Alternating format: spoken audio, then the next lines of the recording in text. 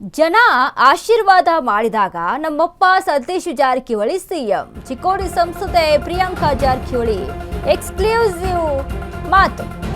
ಜನ ಆಶೀರ್ವಾದ ಮಾಡಿದಾಗ ನಮ್ಮಪ್ಪ ಸತೀಶ್ ಜಾರಕಿಹೊಳಿ ಸಿಎಂ ಆಗ್ತಾರೆ. ಚಿಕ್ಕೋಡಿ ಸಂಸದೆ ಪ್ರಿಯಾಂಕಾ ಜಾರಕಿಹೊಳಿ ಎಕ್ಸ್ಕ್ಲೂಸಿವ್ ಮಾತು. ತಂದೆ ಸತೀಶ್ ಮತ್ತೊಮ್ಮೆ ಲೋಕೋಪಯೋಗಿ ಸಚಿವರಾಗಿದ್ದಾರೆ.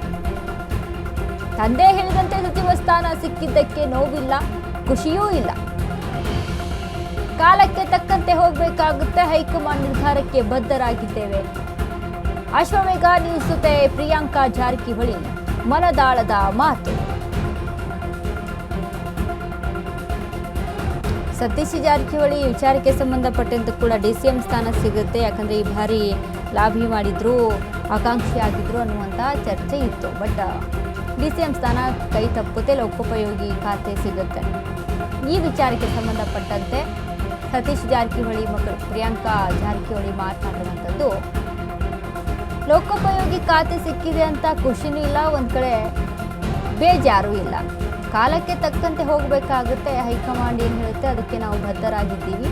ಇನ್ನು ಅದ್ರ ಜೊತೆಗೆ ಎಲ್ಲದಕ್ಕೂ ಕೂಡ ಕಾಲ ಕೂಡಿ ಬರಬೇಕು. ಜನ ಆಶೀರ್ವಾದ ಮಾಡಿದಾಗ ಸತೀಶ್ ಜಾರಕಿಹೊಳಿ ಅಂದರೆ ನಮ್ಮಪ್ಪ ಸತೀಶ್ ಜಾರಕಿಹೊಳಿ ಸಿಎಂ ಆಗ್ತಾರೆ ಅಂತ ಪ್ರಿಯಾಂಕಾ ಜಾರಕಿಹೊಳಿ ಅಶ್ವಮೇಘ ನ್ಯೂಸ್ ಜೊತೆ ಮಾತನಾಡಿದ್ದಾರೆ.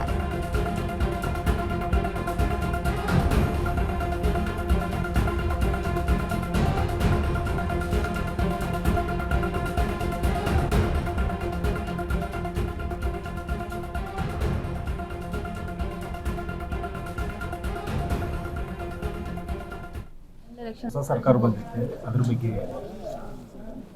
ಹೊಸ ಸರ್ಕಾರ ಮೊನ್ನೆ ಹೊಸ ಸಿ ಎಂ ಅವರು ಪ್ರಮಾಣವಚನ ತಗೊಂಡಿದ್ದಾರೆ ಶಿವಕುಮಾರ್ ಅವರು. ಇನ್ನು 2 ವರ್ಷ ಮತ್ತೆ ಅಸೆಂಬ್ಲಿ ಎಲೆಕ್ಷನ್ ಬರುತ್ತೆ. ಸೊ ಒಳ್ಳೆ ಆಡಳಿತ ಕೊಡ್ತಾರೆ ಅಂತ ನಾವು ಬಯಸ್ತಾ ಇದ್ದೀವಿ. ಜನರು ಕೂಡ ಸಾಕಷ್ಟು ಬಯಕೆಗಳನ್ನು ಇಟ್ಕೊಂಡಿದ್ದಾರೆ, ಅದನ್ನು ಈಡೇರಿಸ್ತಾರಂತೆ ನಮಗೆ ಅನಿಸುತ್ತೆ. ಸಾಹುಕಾರ ಈಗ ಮರು ಆಯ್ಕೆಗೆ ಲೋಕೋಪಯೋಗಿ ಸಚಿವರು ಅದೇ ಕಂಟಿನ್ಯೂ ಮಾಡ್ತಾ ಇದ್ದಾರೆ ಲೋಕೋಪಯೋಗಿ ಡಿಪಾರ್ಟ್ಮೆಂಟ್. ಅದ್ರ ಬಗ್ಗೆ ಅವ್ರು ಹೇಳ್ದಂಗೆ ಖುಷಿನೂ ಇಲ್ಲ, ದುಃಖನೂ ಇಲ್ಲ. ಹೆಂಗ್ ಬರುತ್ತೆ ಹಂಗೆ ಹೋಗ್ಬೇಕಾಗತ್ತೆ ರೀ. ಸೊ ಜನರಿಗೆ ಅವರಿಗೆ ಸೇವೆ ಮಾಡ್ಲಿಕ್ಕೆ ಅವಕಾಶ ಕೊಟ್ಟಿದ್ದಾರೆ. ಸೊ ಕಂಟಿನ್ಯೂ ಮಾಡ್ತಾ ಇದ್ದಾರೆ ಅದೇ ಡಿಪಾರ್ಟ್ಮೆಂಟ್. ಜಾರಕಿಹೊಳಿ ಅವರು ಸಿಎಂ ಯಾವಾಗ ಆಗ್ತಾರ ಅಂತ ಪ್ರಶ್ನೆ ಕೇಳ್ತಾ ಇದ್ದಾರೆ ಕಾರ್ಯಕರ್ತರು. ಈ ಸಲ ಅವ್ರದೇ ಇದನ್ನಿತ್ತು, ಜನರ ಆಶೀರ್ವಾದ ಮಾಡಿದಾಗ ಆಗ್ತಾರೆ. ಕೆಪಿಸಿಸಿ ಸ್ಥಾನದ ಅಧ್ಯಕ್ಷ ಬಹುತೇಕ ಫಿಕ್ಸ್ ಆಗಿತ್ತು, ಯಾಕೆ ಕ್ಯಾನ್ಸಲ್ ಆಗಿತ್ತು ಅಂತ ಮೇಡಮ್? ಕ್ಯಾನ್ಸಲ್ ಅವ್ರು ಹೇಳ್ದಂಗೆ ಅವರು ಕೂಡ ಡೆಲ್ಲಿ ಹೋಗಿದ್ರು, ತಮ್ಮೆಲ್ಲರೂ ಗೊತ್ತಿದೆ. ಸಿದ್ದರಾಮಯ್ಯ ಹೋಗಿದ್ರು, DCM ಅವ್ರು ಹೋಗಿದ್ರು, ತಂದೆಯವರು ಹೋಗಿದ್ರು. ಆಲ್ಮೋಸ್ಟ್ ಎಲ್ಲ ಮಿನಿಸ್ಟರ್ಸ್ ಯಾರ್ಯಾರಿಗೆ ಏನೇನು ಅವ್ರ ಬಯಕೆಗಳಿದ್ದು ಅವರೆಲ್ಲರೂ ಕೂಡ ಹೋಗಿದ್ರು.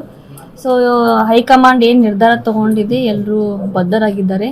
ಸೊ ಮುಂದುವರೆದಿದ್ದಾರೆ. ಯಾವ ಖಾತೆಯನ್ನು ಕೊಟ್ಟಿದ್ದಾರೆ ಅದನ್ನೇ ನಿಭಾಯಿಸ್ಬೇಕು ಅಷ್ಟೇ. ಹೊಸ ಸರ್ಕಾರ ಬಂದಿದೆ, ಅದ್ರ ಬಗ್ಗೆ ಹೊಸ ಸರ್ಕಾರ ಮೊನ್ನೆ ಹೊಸ ಸಿ ಎಂ ಅವರು ಪ್ರಮಾಣವಚನ ತಗೊಂಡಿದ್ದಾರೆ ಶಿವಕುಮಾರ್ ಅವರು. ಇನ್ನು 2 ವರ್ಷ ಮತ್ತೆ ಅಸೆಂಬ್ಲಿ ಎಲೆಕ್ಷನ್ ಬರುತ್ತೆ.